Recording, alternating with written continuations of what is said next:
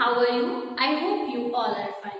मैं प्रियंका गुप्ता आज आपके साथ डिस्कस करने वाली हूँ गृह विज्ञान के दूसरे चैप्टर के बारे में। जो दूसरा चैप्टर है गृह व्यवस्था, गृह और परिवार के संबंध में।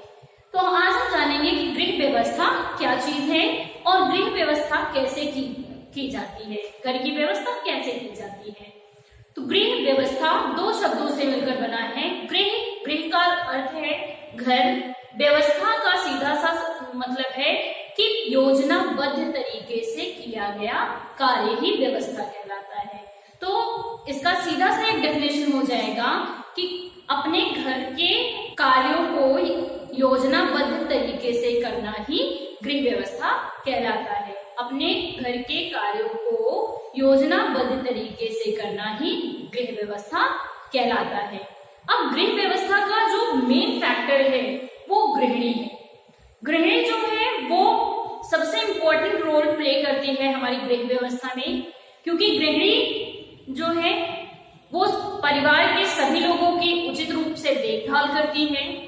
परिवार और घर दोनों के बीच एक सामंजस्य स्थापित करती है, जिससे परिवार के सदस्य जब थक हार कर घर में आए तो उन्हें उचित व्यवस्था प्राप्त हो, योजनाबद्ध तरीके से व्यवस्था प्राप्त हो, जिससे वो आराम करके अपने अन्य कार्यों को सुचारू रूप से कर सके।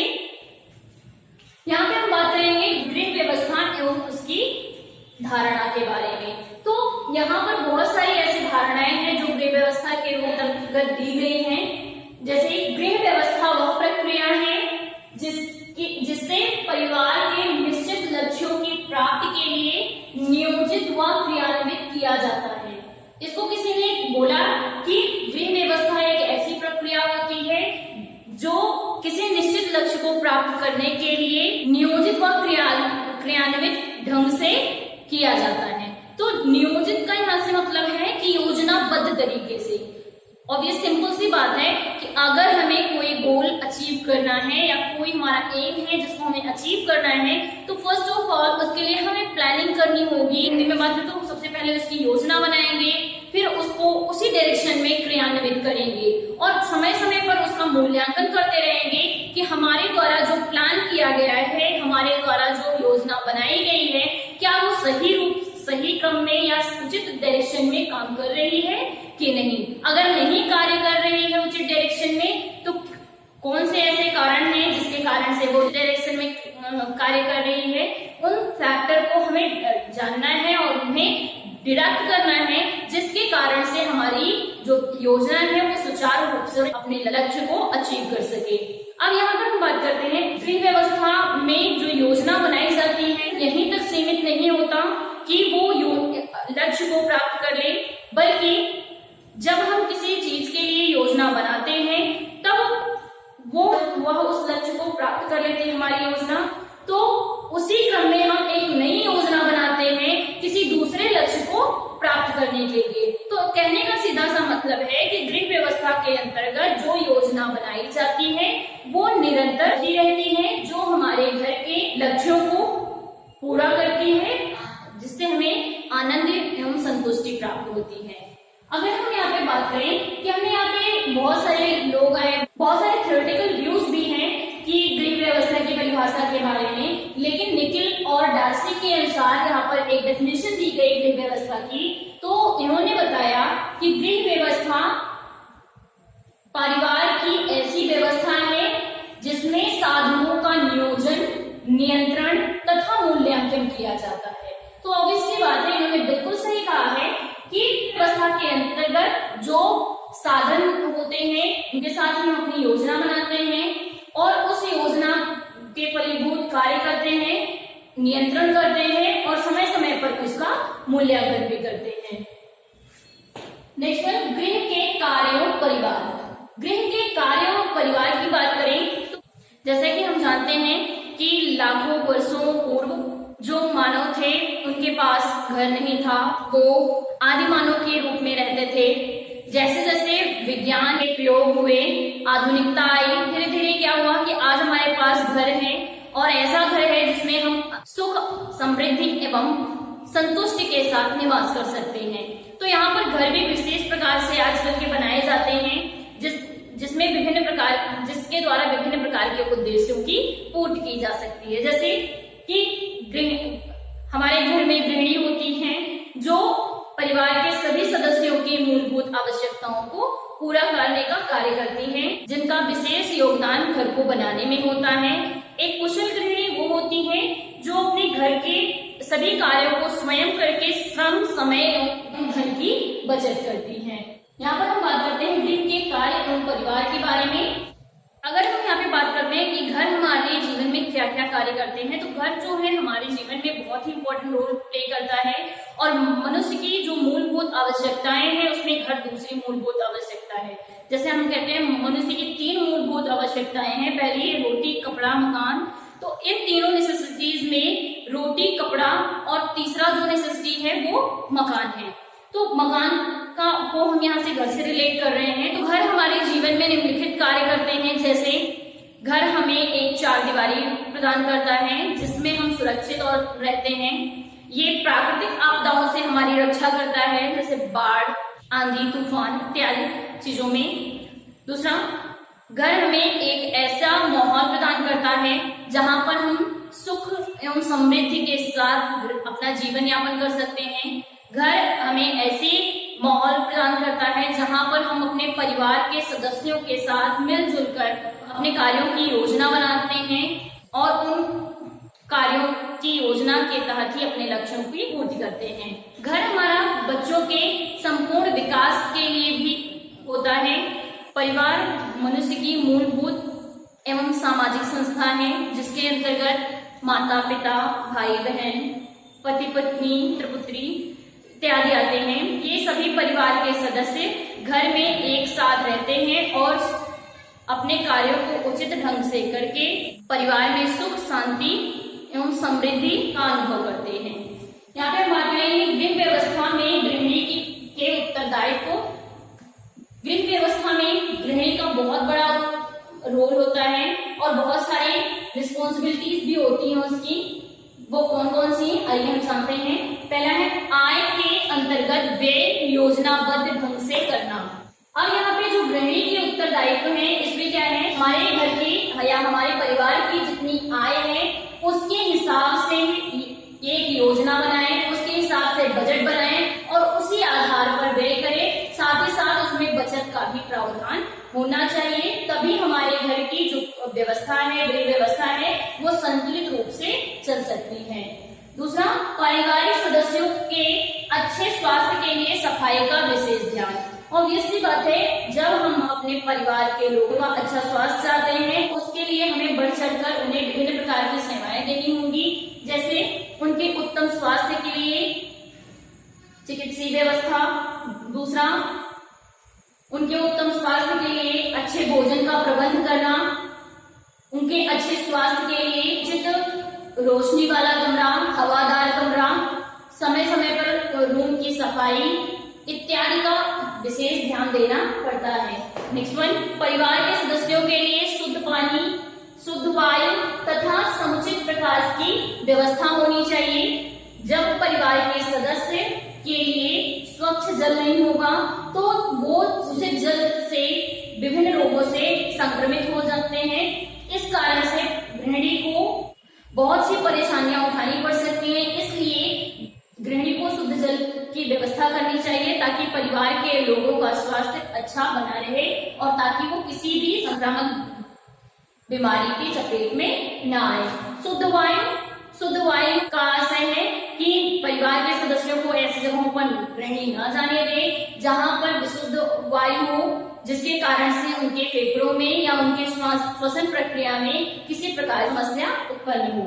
समुचित प्रकाश की व्यवस्था, इसके अंतर्गत गृहिणी को चाहिए कि अपने घर में आवश्यक उपकरण लगाकर प्रकाश की समुचित व्यवस्था करनी चाहिए, जिसके कारण जो घर के व्यक्ति हैं, परिवार के व्यक्ति हैं, अपने कार्यों को उचित रूप से कर सकें। जैसे शाम को बच्चे अपने होमवर्क कर सकें, परिवार के अन्य सदस्य ऑफिस का भी काम घर पर कर सकें। तो अगर लाइटिंग सिस्टम नहीं होगा तो इन कार्यों में व्यवधान होगा और साथ ही साथ गृहिणी स्वयं के कार्यों को उचित प्रकार से या सुव्यवस्थित तरीके से नहीं कर सकेगी। नेक्स्ट वन, परिवार के लिए आदर्श घर का निर्माण करना।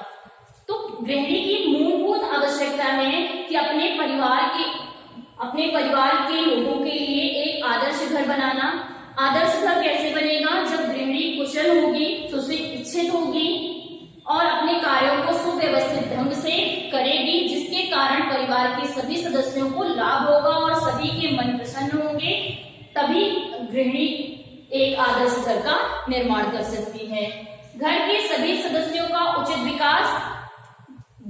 गृहिणी का यह भी मूल कर्तव्य है कि वो अपने घर के सभी लोग विकास करें, जिसमें मुख्यतः बच्चे और वृद्ध आते हैं। जैसे बच्चों के शारीरिक विकास में बहुत बड़ा इसका योगदान है। उचित भोजन, उचित पोषण वाले पोषक तत्व देकर अपने बच्चों के शरीर में वृद्धि का जिम्मा होता है। दूसरा, मानसिक विकास। वो अपने बच्चों को तरह तरह के नैतिक कहानियों को सुनाकर, कथाओं को सुनाकर अपने बच्चों के मानसिक विकास में वृद्धि कर सकती हैं। बौद्धिक विकास। गृहिणी अपने बच्चों के बौद्धिक विकास को बलपूर्वक कर सकती है। जैसे ही बच्चा थोड़ा सीखने लगे, चीजों को सीखने लगे, तो वो उसे छोटे छोटे वर्ड सिखाकर, छोटे छोटे नैतिक शिष्टाचार सिखाकर अपने बच्चों के बौद्धिक विकास को कर सकती है। नेक्स्ट वन, विषम परिस्थितियों में सहयोग के साथ कार्य करने की प्रेरणा देना।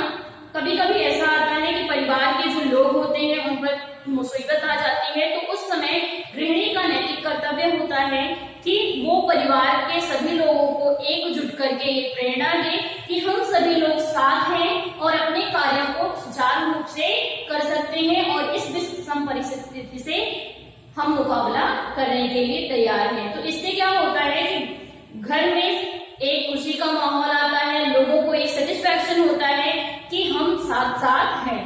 नेक्स्ट वन है, घर की वस्तुओं को उचित स्थान पर रखना। ये चीज हमारे घर में बहुत ज्यादा खराब तरीके से देखने को मिलती है कि जो परिवार के सदस्य होते हैं वो किसी चीज को जिस स्थान से उठाते हैं उसी स्थान पर नहीं रखते हैं। इसके लिए गृहिणी को अपने घर के सदस्यों को एक छोटी सी ट्रेनिंग देनी चाहिए, जिससे वो अपने हैबिट को सुधारे। क्योंकि जब वो अपने घर के किसी भी सामान को किचन से उठाए हैं तो उसको किचन में ही रखें, स्टोर रूम से उठाए हैं तो उसको स्टोर रूम में ही रखें। ऐसा नहीं कि बाथरूम की चीज बेडरूम में और बेडरूम की चीज स्टोर रूम में जाके उन्होंने स्टोर कर दिया है। जब ऐसी प्रक्रिया होगी तब क्या होगा कि गृहिणी का पूरा समय और श्रम इन चीजों को ठीक करने में लग जाएगा और गृहिणी भी इससे अप्रसन्न रहेगी और घर पर विशेष रूप से ध्यान नहीं दे पाएगी। इसके कारण परिवार के जो सदस्य होंगे उनमें भी थोड़ी अनबन हो सकती है। इसलिए गृहिणी के साथ ही साथ परिवार के सभी सदस्यों को यह चीज अप्लाई करनी चाहिए कि जिस सामान को जहां से उठाएं उसको उसी स्थान पर रखें। इससे गृह व्यवस्था सुचारू रूप से चलती रहेगी। नेक्स्ट इसी में एक बात और बताना चाहूंगी कि जब भी हम वस्तुओं को उचित स्थान पर रखें तो उसके साथ ही साथ उनकी देखभाल और उचित प्रकार से मरम्मत भी करनी चाहिए, जिससे वे वस्तुएं लंबे समय तक चलती रहें। नेक्स्ट वन, अच्छी किस्म के भोज्य पदार्थों की व्यवस्था करना, पकाना, उनका संरक्षण एवं सदुपयोग करना। तो एक कुशल गृहिणी वही है जो अपने परिवार के सदस्यों को उचित भोज्य पदार्थों की व्यवस्था करे, उनके पोषण स्तर को बढ़ाए और इसके लिए वो विभिन्न प्रकार के पकवानों बनाए, जिससे परिवार के लोगों का स्वास्थ्य अच्छा रहे। भोजन पकाना या डिशेस बनाना ही बहुत बड़ी बात नहीं होती, साथ ही साथ उनका संरक्षण करना और सदुपयोग करना भी अति आवश्यक होता है। कभी कभी हम खाना बनाते हैं तो क्या होता है कि थोड़ी ज्यादा क्वांटिटी में बन जाता है। ऐसा नहीं है कि हम डिनर करने के बाद या भोजन करने के बाद हम क्या करें, उसको वेस्ट कर दें। उस भोजन को हम स्टोर करके फ्रिज में रख सकते हैं और नेक्स्ट डे उसका कोई नई तरीके से यूज करके उसको हम अपने प्रयोग में ला सकते हैं। नेक्स्ट वन, गृह व्यवस्था के प्रमुख उद्देश्य। गृह व्यवस्था के विभिन्न उद्देश्य हैं, जैसे परिवार के प्रत्येक सदस्य की खुशी और संतुष्टि। अब यहाँ पर बात कर रहे हैं कि घर में जो योजनाबद्ध तरीके से कार्य किया जा रहा है उसके भी उद्देश्य हैं। वो एक उद्देश्य कौन से हैं? जैसे कि है पहला, परिवार के सदस्यों की खुशी और संतुष्टि के अंतर्गत हम बात करेंगे कि गृहिणी के कार्यों के प्रति जो प्रत्येक सदस्य है उससे परिवार के प्रत्येक सदस्य को खुशी और संतुष्टि मिले, जिसके कारण गृहिणी को वो बढ़ चढ़कर सपोर्ट करें। इससे क्या होगा कि गृहिणी की जो मनोदशा है वो अच्छी होगी, साथ ही साथ उसको एक मोटिवेशन मिलेगा जिससे वो अपने कार्यों को और अच्छे तरीके से कर सकती है। गृह कार्य अधिकतम कार्य कुशलता से पूर्ण हो।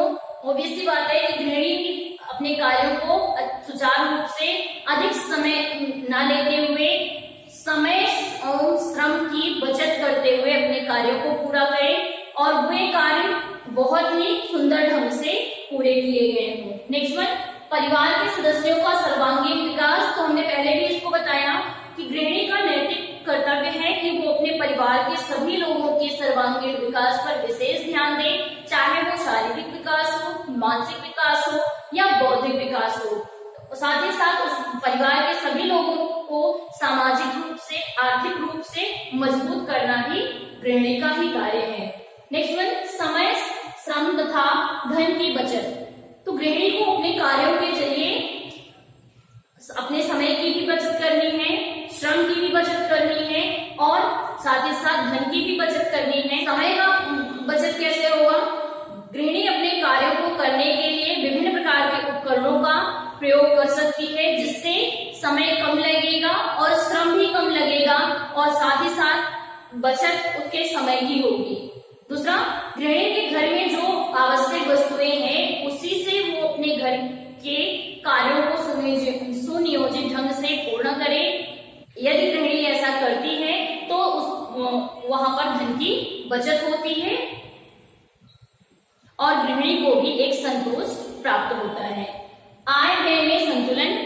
गृहिणी को चाहिए कि उसके परिवार की जितनी आय है उसके विपरीत ही उतना व्यय होना चाहिए। साथ ही साथ आय उस व्यय में थोड़ी बचत का भी प्रावधान हो, क्योंकि वही बचत भविष्य में आने वाली आकस्मिक आवश्यकताओं की पूर्ति के लिए प्रयोग किया जाएगा। नेक्स्ट वन, उत्तम व्यवस्था के लक्षण। उत्तम गृह व्यवस्था के लक्षण। उत्तम गृह व्यवस्था के निम्नलिखित लक्षण हैं, जैसे परिवार के जो लोग हैं या घर के सभी कार्यों को सुचारू रूप से किया जाए, जिसमें समय, श्रम एवं धनों की बचत हो। अब यहाँ पे बात करते हैं हम कि गृहिणी के द्वारा कौन से ऐसे कार्य किए जाएं जिसके समय, श्रम एवं धन तीनों की बचत की जा सकती है। तो ये वे चीजें हैं जैसे श्रेष्ठ उपकरण, जिसके द्वारा गृहिणी अपने कार्यों को सुचारू रूप से कम समय में और श्रम ज्यादा न करते हुए पूर्ण कर सकती है। इससे समय की भी बचत होगी, धन की भी बचत होगी और श्रम की भी बचत होगी। नेक्स्ट वन, बात करें परिवार में सुख, चैन एवं संतुष्टि का अनुभव होना चाहिए, जिसके कारण परिवार के सभी लोग खुश रह सकें। घर के कार्यों को कम से कम समय में करें, जिससे अतिरिक्त समय बचाकर अपने परिवार के लोगों के साथ बैठकर गृहिणी वार्तालाप करे, हंसी मजाक करे, जिससे परिवार के लोगों के व्यवहार बना रहे। गृहिणी को चाहिए कि वो सभी प्रकार के मानवीय और अमानवीय संसाधनों का प्रयोग करे, जिससे परिवार के सभी लोगों की आवश्यकताओं को वो पूर्ण कर सके। तो आज की क्लास में इतना ही।